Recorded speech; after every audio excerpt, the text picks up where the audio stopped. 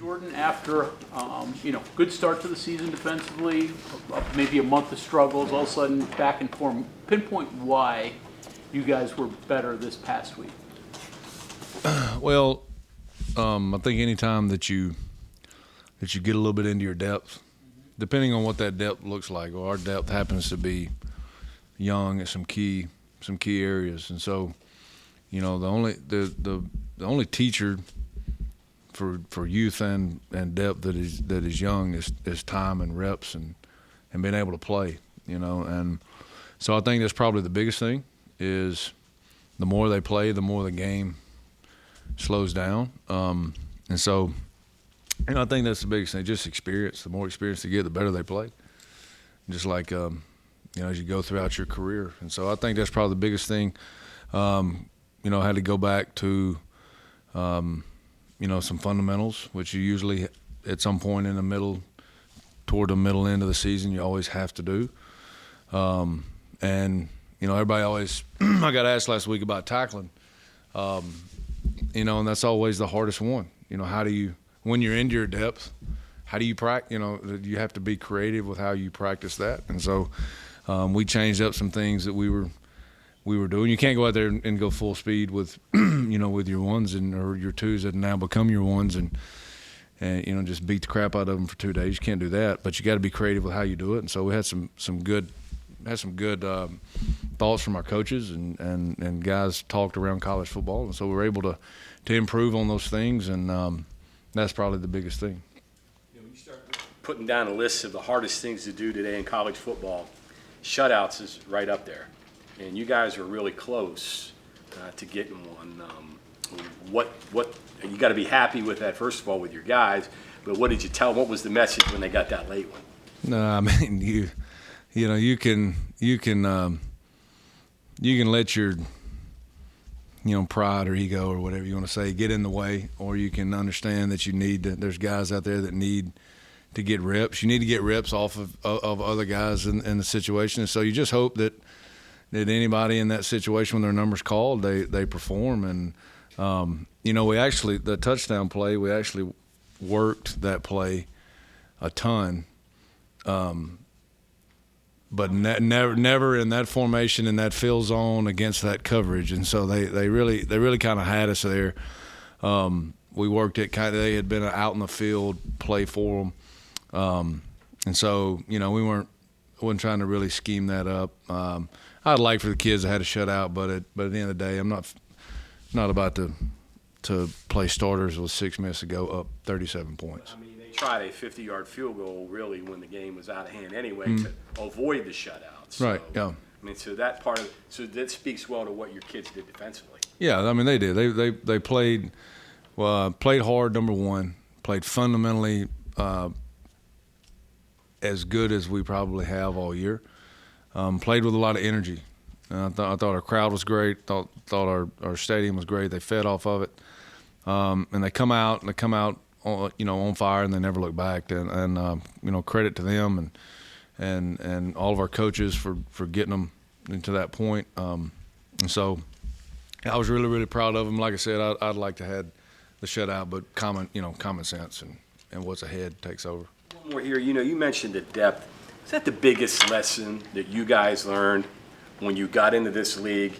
And it's what maybe the new teams in this league's learning, that you're going to have to go through your depth. You're going to have a deep roster. Because I know BYU was running out of players in that game on Saturday.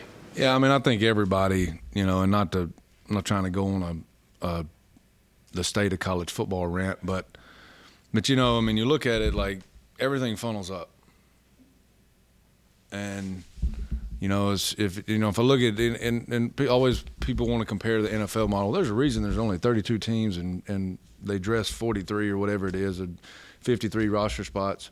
And there's not that many guys that are that talented enough to play at that level. Well, if you apply that to Power 5, now you got 85 jobs available at every single team. And so as everything funnels up,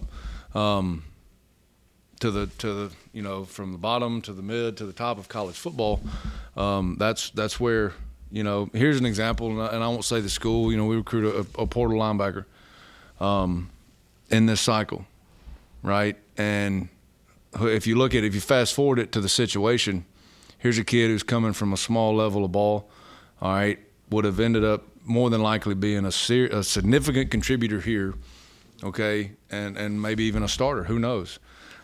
He goes to one of the top programs in the country, and he plays 5 snaps a game. So that would be a significant quality depth, for us, and honestly, BYU, Oklahoma State, Iowa State, everybody, right there. So, that's what the environment creates, and so when you get into it, you hope it's not, the depth is depth, but you just hope it's not young, and I'm talking about young as in, true freshmen, who, on average are not not ready for that situation yet in their career. They're more than likely they will be. There's a reason they're there. They're good players, but that's a lot on a young kid. So, that's, I think everybody's fighting that same battle, like you said, across college football. Biggest difference you notice in Anthony Wilson from UCF to BYU? Is it really just confidence in what he's doing? I think that it's obviously a different style of offense. Those types of offenses that UCF does, especially in the run game with RPOs and then the plays off it, man, they stress safeties. They really do. Puts them in some tough situations sometimes. I think that the biggest thing for him was confidence in his fundamentals. He's one of our hardest hitters. He's one of our hardest players. He's one of our best tacklers, and just that game, for whatever reason, it kind of. So we really just got back to basics, and he come out and did a bunch of simple things really good, and it just carried over throughout the game. Aubrey Burks, the trail play, noticing the ball, punching it out, recovering the fumble. That's just great coaching, right? Yeah, I'll take credit. I'm gonna take credit for that one. No, that's just. I mean, Aubrey's he's a headsy player. He's a player that plays with a significant, a lot of awareness on the situation, and he understands when those opportunities present themselves. And what a lot of guys don't is they do a lot. Trailing the ball is, and I don't think, receivers are some of them are. Some of them have poor ball security, but on average, they don't. And he just. Aubrey's a strong-handed kid and goes in there and rips the ball out. It's a huge play in the game right before halftime. So, that's, Aubrey. And Aubrey makes a ton of plays like that never show up on a stat sheet, whether it's the run fit, whether it's leverage and perimeter throws and passes and things like that. And that's just he's a real headsy football player. Aubrey talked a little bit about how once he came back, he knew mentally he had to just go back to his job. He couldn't be hesitant about getting hurt again. But you did mention that when he first came back, he might have been a little less than 100%, just because that's natural. Where do you think he is now? Like, what kind of is that an example? Maybe yeah, I think his play. I think his play tells you where he's at. He's all the way back. You got to think now. Kid, doesn't really know on the field what the extent of what's going on, and you're on a board and you're going through the whole protocol, which is totally fine. It's what should happen. And mentally, where he, has to get back to, and so it's totally understandable. Where he was, we expected that, but I think his play tells you where he's at now. Oklahoma, what do they present offensively? A lot. They've always been good on offense. At least always really. You look at the history of it, and it's just kind of their MO. And they've been a little bit different every year based on their personnel. So one of the things I think they've always done well is cater the offense to their personnel, whether it's running backs to receivers, even tight ends sometimes, especially to the quarterback. I think the history, speaks for itself there. Very similar to a style like a UCF, where they get you in so many different ways. You always hear me talk about split you in half and get you to both sides. So you just have to, your eye discipline has to be, where it needs to be. And then you have to fit, your whatever your run responsibility is, but at the same time, you may be a guy that is being in a conflict with an RPO, so it makes it tough. They present a lot. We've been, most everybody at some point in our league has this style of offense or the ability to get to this style of offense. So there's a lot of things that we have seen. They're very explosive, so there's going to be some pieces in their offense that are better than some pieces we face. Schematically, there's a lot of things that we have faced, though. Offensive line, Oklahoma, comparable to Penn State? Yeah, I would say. I mean, talent-wise, yes. Schematically, totally different. And so there's some, there's talented as anybody that across the whole five as we've played. It's just different, Biggest challenge to your defensive line this week with these guys, would you say? I mean, you have to stay on edges against them. You can't sit in there and try to play. I don't say necessarily down the middle, but you have to get on the edge and you have to penetrate quickly.